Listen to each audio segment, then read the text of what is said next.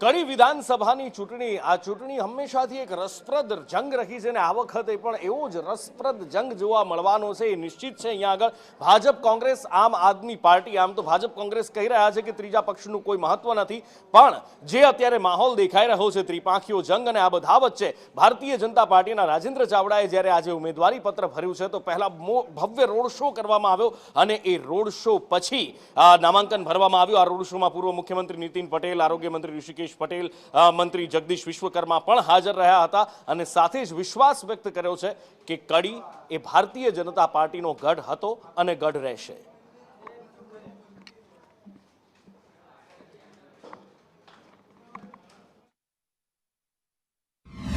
અને પાર્ટીએ મને જે પસંદગી કરી છે એ પસંદગી બહુ સમજી વિચારી અને કરી છે અને મને તો લગભગ 25 થી 30 હજારની આસપાસની લીડથી હું જીતી છે। ત્રીજી વખત પાર્ટીએ મને મારી ઈમાનદારી અને મારી જુસ્સો અને પાર્ટીની જે અહીંયા કડી તાલુકા ઉપર મારા માટે બધા જે મતદારોનો મારા ઉપર પ્રેમ છે એ જોઈને મને કોંગ્રેસે અહીંયા ટિકિટ આપી છે। રાજુભાઈને કોઈ ઓળખાણ નથી કે કોઈની સાથે કંઈ સંબંધ નથી કે માત્ર ને માત્ર ભાજપના નામ ઉપર એમને ચૂંટણી લડવાની છે। આ તાલુકામાં એમનું કોઈ યોગદાન નથી। આ ચૂંટણીમાં સિંદૂરને આગળ રાખી, ધ્યાને રાખી, દેશભક્તિ અને વિકાસને ધ્યાને રાખી કડીની જનતા મતદારો અમારા ભારતીય જનતા પક્ષના ઉમેદવાર શ્રી રાજેન્દ્રભાઈને જંગી બહુમતીથી વિજયી બનાવશે। ભારતીય જનતા પાર્ટીનો કાર્યકર્તા ગામમાં જઈ, શેરી મોહલ્લામાં જઈ અને વોટ સ્ટ્રાઇક કરવાના મૂડમાં છે।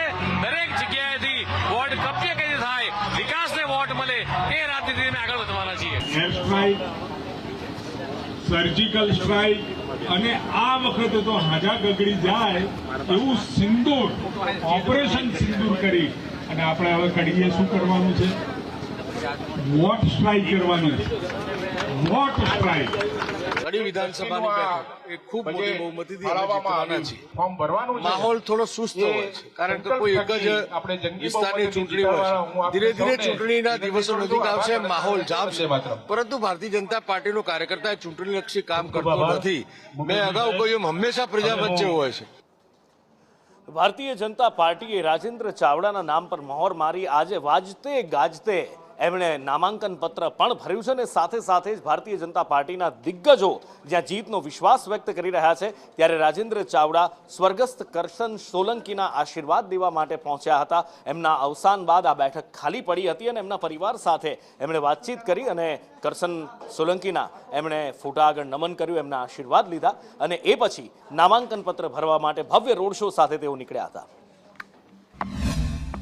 મારા પિતાશ્રી કરશનભાઈ પુંજાભાઈ સોલંકી, તેઓ સ્વભાવે સરળ અને સાદગપૂર્ણ જીવન જીવ્યા છે। તેમને પક્ષે 2 વાર ટિકિટ આપી જીતાડ્યા છે અને પાર્ટીએ સાથ આપ્યો છે પૂરો અને રાજેન્દ્રભાઈને પણ જંગી બહુમતી જીતાડશે। કરશન કાકાના ઘરે તો મારે અગાઉ પણ આવવું હતું, પણ આજે આ જે માહોલ થયો અને મને એવું લાગ્યું કે પહેલી એમના ઘરની જ મુલાકાત લેવી જોઈએ, એમને શ્રદ્ધાંજલિ આપી અને એમના આશીર્વાદ લઈ અને ચૂંટણી પ્રચારના શ્રી ગણેશ કરું એ ઈચ્છા થઈ એટલે હું એ મુલાકાત માટે આવ્યો અને મને બહુ સારું પણ લાગ્યું।